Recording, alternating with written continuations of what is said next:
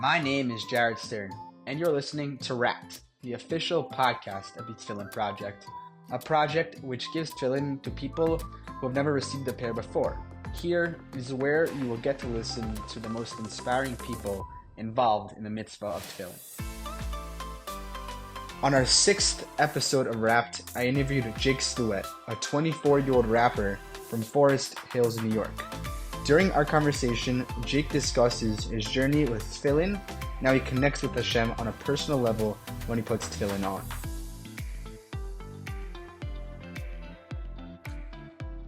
Hi guys, welcome to Wrapped, our 7th episode. Thank you so much, Jake, for joining. Why don't you start off by telling us a little bit about who Jake is? All right. Well, my name is Jake Slewett. I just turned 24 last month. I'm from Queens, New York, a little place called Jamaica, Queens. That's where I grew up my whole life. I started going to college in Staten Island, and then I went to West Virginia University, where I graduated in 2021 with a degree in acting and marketing. I've been acting my whole life. And since I got into college, I started making music. I've been rapping for some time, but college is when I really started making music. I make music under the name Tiny Timb, and art is my life. I'm an entertainer. Now I live back in Brooklyn, New York, after moving back from West Virginia, and I'm a full-time artist. I make music.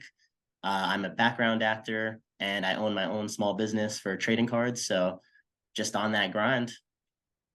Wow, amazing. I guess why don't you touch a little bit about your rapping career? I know we spoke previously and you told me you made 2 songs. One, it's called, if I'm not mistaken, Stoudemire. I might have pronounced it wrong. And there's another song that you might be releasing regarding what our podcast is all about. Love to hear Yes. more about it and go into further detail. Of course. So Stoudemire was a song that I made in the summer of 2021. I made it while in Israel when I was studying at the yeshiva called Ohr Somayach, that some of you may be familiar with. The yeshiva is in Jerusalem, and I received this great opportunity through Olami to attend Ohr Somayach for 2 months.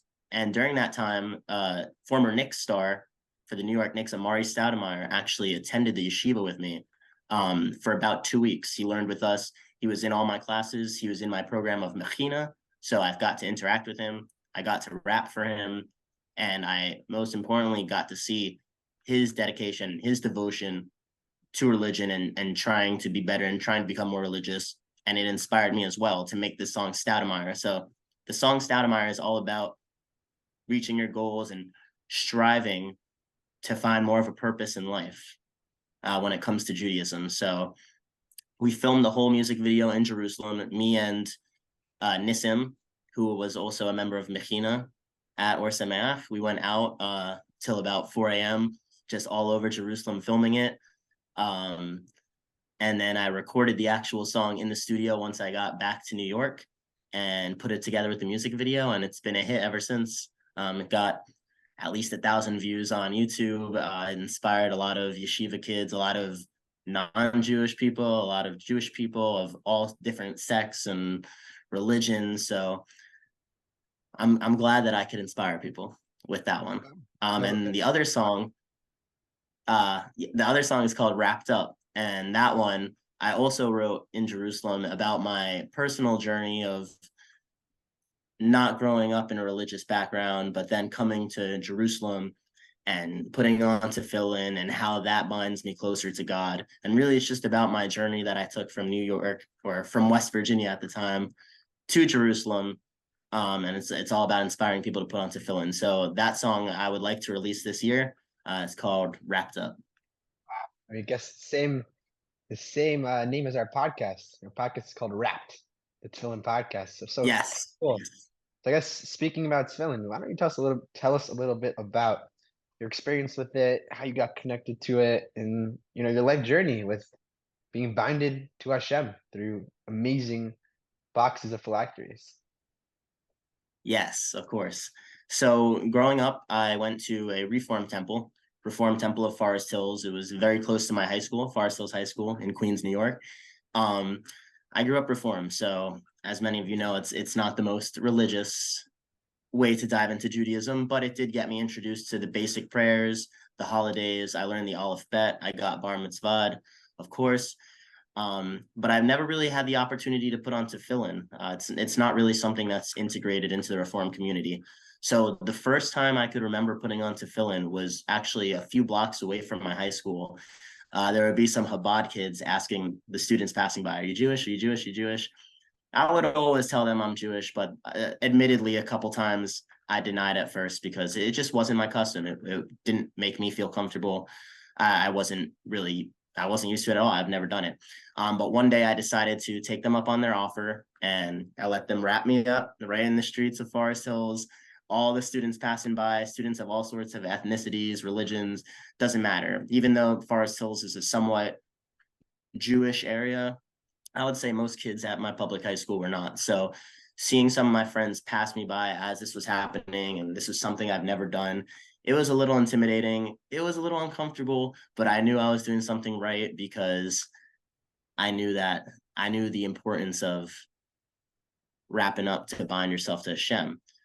I didn't quite know exactly the importance, but I knew that I was doing the right thing. So some time passed after that.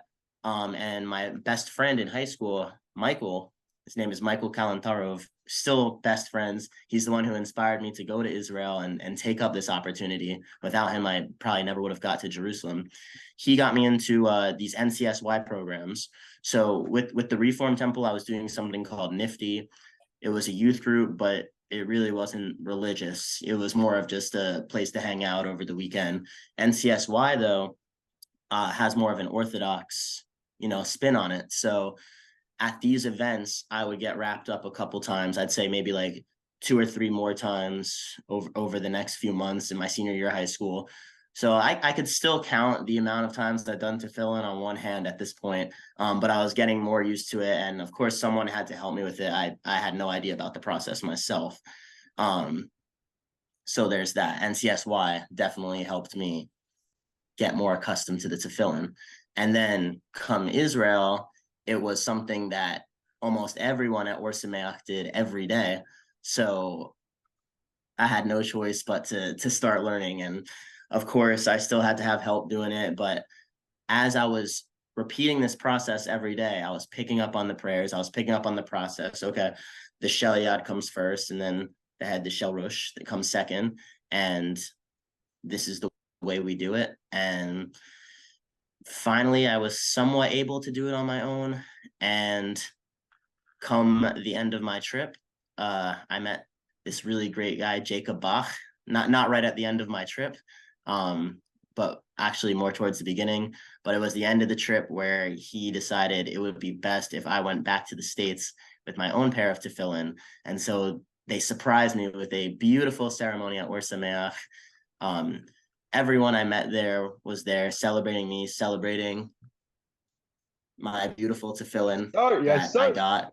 And that's when Jacob Bach showed me how to use my own personal pair of tefillin, which was similar to the other pairs I used, but now this one was specifically mine. So I got used to the feel of it.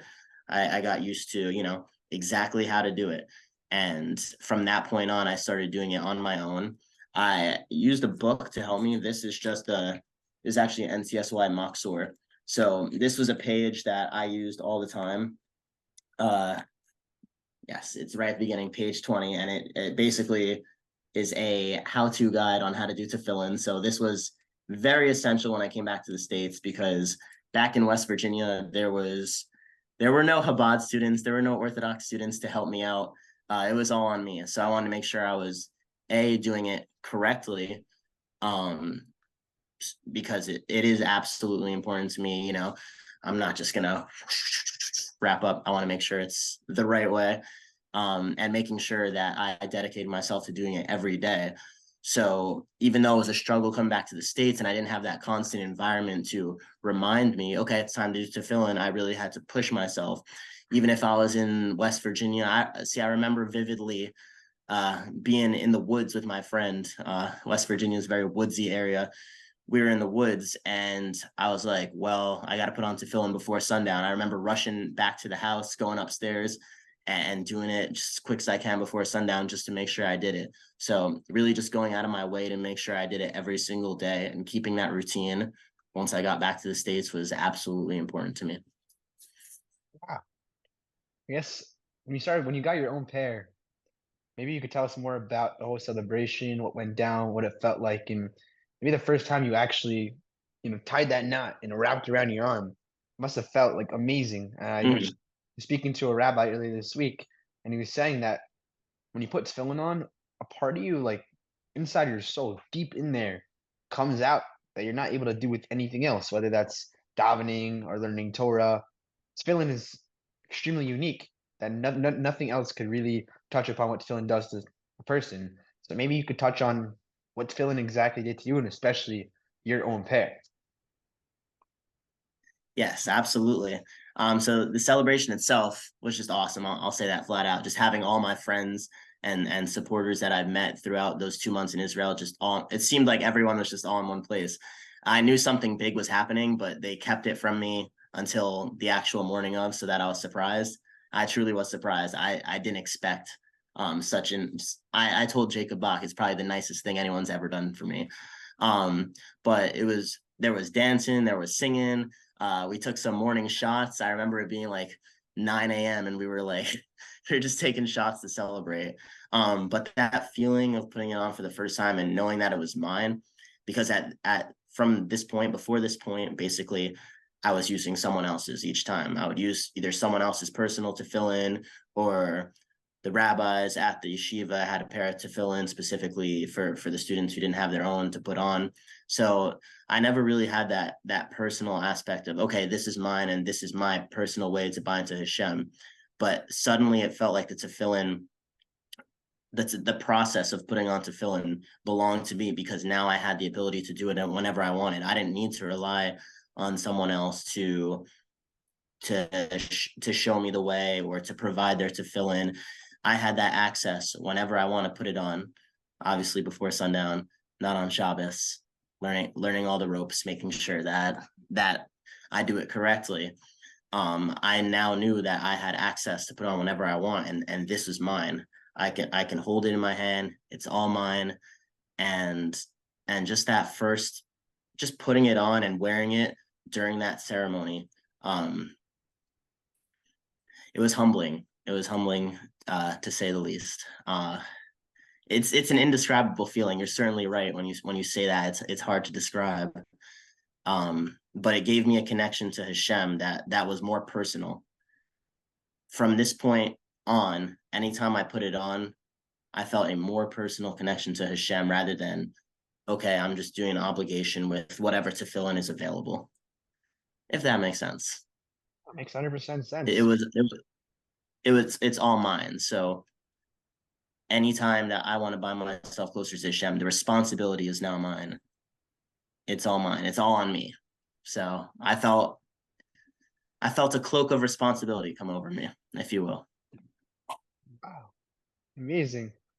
I guess, a lot of viewers of this podcast, listeners, people throughout the world, people that I grew up with, becomes very habitual to them. They don't find so much connection, so much meaning. People struggle a lot with the mitzvah. How would you recommend to them going about it in a different way?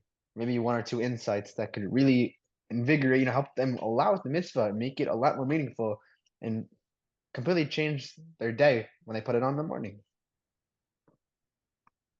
Well, for me, no matter how my day is going, tefillin is always that time where I can just relax and focus on nothing but binding myself to God and those prayers, doing the Shema.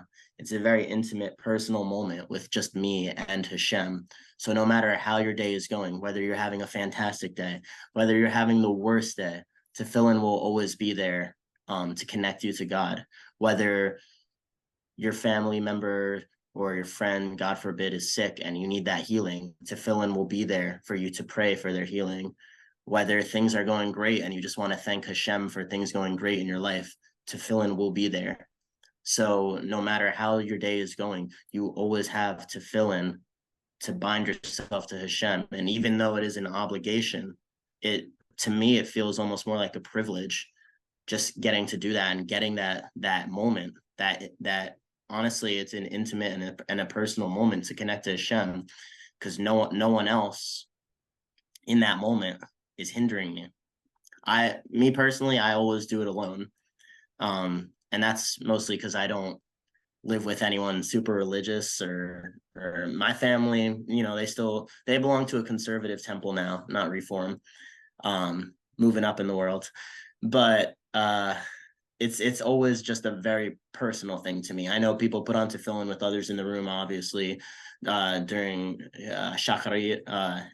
There's other people in the room. For me, it's always a personal thing. It's me doing it alone, and just me and Hashem. So however you want to do it, whether there's friends, colleagues in the room, whether you're on your own, it's just, as long as you can take that moment and connect to Hashem, no matter how your day is going, it will always be there. And so you can have confidence knowing that it will always be there. And if you struggle with putting it on, that's okay. Me, myself, I've struggled. There's been time periods where I haven't put it on for a while, admittedly, and I want to change it. And anytime I have taken a break and then put it on again, it's like a breath of fresh air. It's like drowning in the water and coming up for a breath of fresh air. That's what it feels like, because Hashem is always going to be there for you, and he's always going to be there for that connection. Lost for words, man. Speaking from the heart, speaking truth. We really appreciate it. Our viewers will appreciate it as well. Thank you so much, Jake, again, and we look forward to staying in touch and hopefully having you on in the future again. Of course. Stay wrapped up, people. Funny, from rapper to rapper. Get it? Yes. I rap in 2 different ways. Exactly. Perfect. Thank you so much, Jake. Of course. Thank you, Jared. You have just listened to Wrapped, brought to you by the Tefillin Project. Stay tuned for more episodes featuring the most inspiring people involved in the mitzvah of tefillin. Keep rapping.